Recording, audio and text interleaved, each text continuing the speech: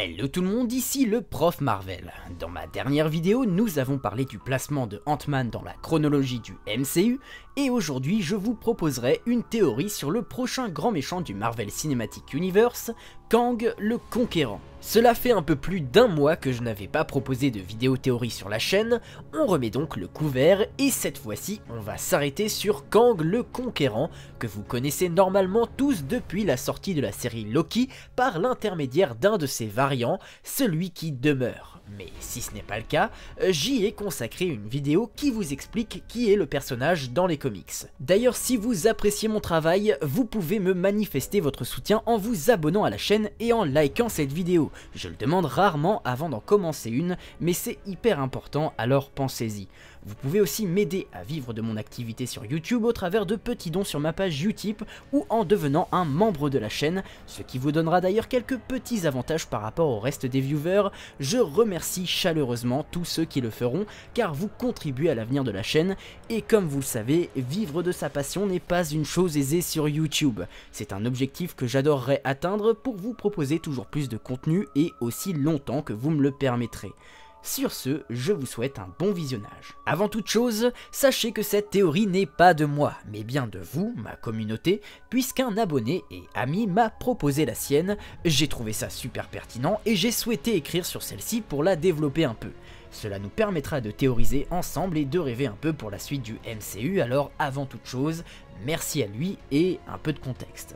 Pour ceux qui ne le sauraient pas, dans les comics, Kang le Conquérant est un descendant de Reed Richards, aka Mr. Fantastic.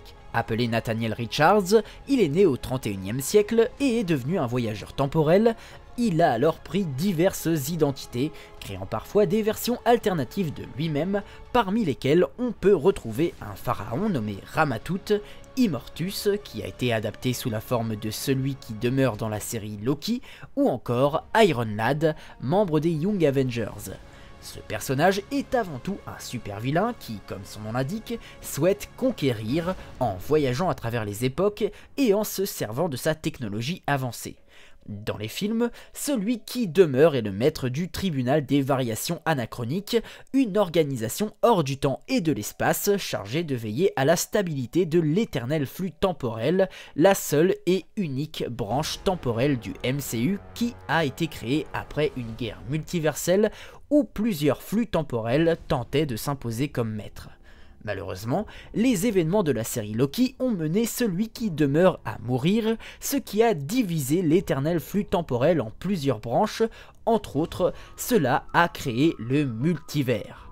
Et oui, pour ceux qui n'ont pas pu voir la série Loki, c'est à cause de la disparition de celui qui demeure que les événements de Spider-Man No Way Home ou encore Doctor Strange in the Multiverse of Madness ont pu se produire. Et c'est avec toutes ces connaissances que nous allons pouvoir théoriser sur Kang le Conquérant, un variant de celui qui demeure qui a pris le contrôle du TVA et qui, contrairement à celui qui demeure, possède des intentions bien moins pacifiques, puisque tout comme dans les comics, celui-ci veut voyager dans les époques et veut conquérir les différents mondes qui s'offrent à lui. La saison 2 de Loki devrait nous en apprendre plus sur la suite de ces événements, mais n'oublions pas que Kang fera aussi son apparition dans Ant-Man Quantumania.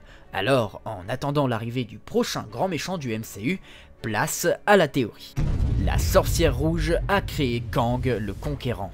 Comme nous l'explique la série Loki, avant l'avènement de l'éternel flux temporel, le multivers existait déjà et celui qui demeure a rencontré ses variants d'autres réalités pour permettre à leurs mondes respectifs de s'abreuver de leurs différents savoirs. Malheureusement, certains variants ayant des intentions plus hostiles ont provoqué la fameuse guerre multiverselle, poussant celui qui demeure à créer le TVA pour ne garder qu'un seul et unique flux temporel et éliminant toute autre variation de Nathaniel Richards.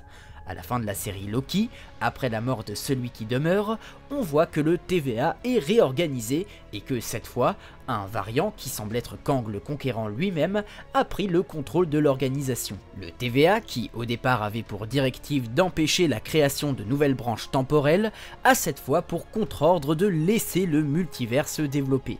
Bien entendu, on ne parle pas du même multivers que celui ayant existé avant l'éternel flux temporel. Celui-là a été supprimé après la création du TVA, ce qui veut dire qu'à la mort de celui qui demeure, Et avant que l'éternel flux ne commence à se diviser, il n'existait aucune autre version de Nathaniel. La question qu'on peut alors se poser, c'est d'où vient ce Kang le Conquérant qui a pris le contrôle du TVA? On pourrait simplement imaginer que quelque part dans le 31e siècle, Nathaniel est né, est devenu méchant et a voyagé dans le temps, lui permettant d'accéder par on ne sait quel moyen au TVA et d'en prendre le contrôle une fois que celui qui demeure est tué. Eh bien oui. Sauf que Nathaniel n'est pas un méchant de base, du moins dans le MCU, c'est ce qui est expliqué dans la série Loki, les variants de Kang s'entraident. Pour qu'une variation mauvaise de Kang existe, il doit y avoir une réalité où Nathaniel a mal tourné.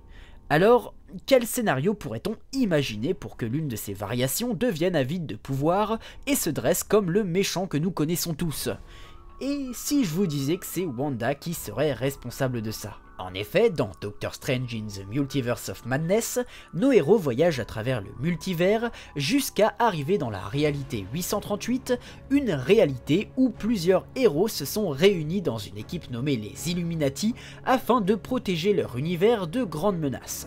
Cependant, l'arrivée de notre Wanda dans cette réalité alternative a provoqué la mort de chacun de ces personnages, et parmi eux, on pouvait y trouver Reed Richards, alias Mr. Fantastic. Et vous le savez, Mr. Fantastic est un ancêtre de Nathaniel. Maintenant, je vous passe cet extrait.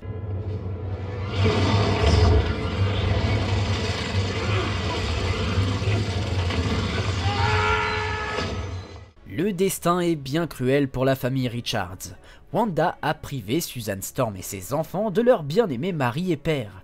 On pourrait alors imaginer qu'en apprenant ce meurtre, et dans quelles circonstances il a eu lieu, que la famille Richards ait développé une haine profonde envers la sorcière rouge et le multivers, puisque pour eux, c'est bien la Wanda d'une autre réalité qui aurait tué Reed.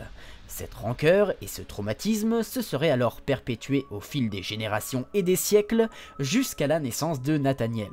Le jeune homme aurait alors trouvé le moyen, comme ses autres variations, de voyager dans le temps pour voyager à travers le multivers et donc de venger son ancêtre.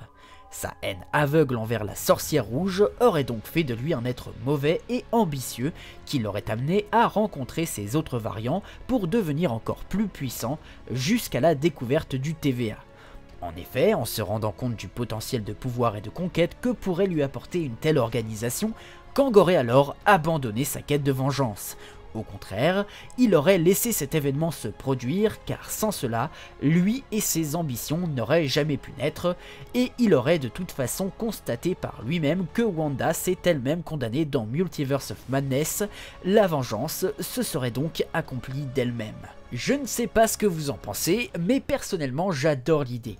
On peut évidemment penser à n'importe quel autre scénario, et si vous en avez, vous pouvez d'ailleurs l'évoquer en commentaire, mais s'imaginer que ce sont des événements du MCU qui ont directement contribué à l'avènement d'un tel vilain, eh bien ça a un côté qui me hype bien.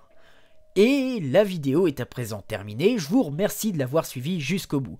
Si ça vous a plu alors abonnez-vous, activez la cloche et lâchez le petit pouce bleu des familles qui fait plaisir. Vous pouvez également soutenir la chaîne financièrement au travers de petits dons sur ma page Utip, en devenant membre de la chaîne et en me rejoignant sur les réseaux sociaux, tous les liens sont en description.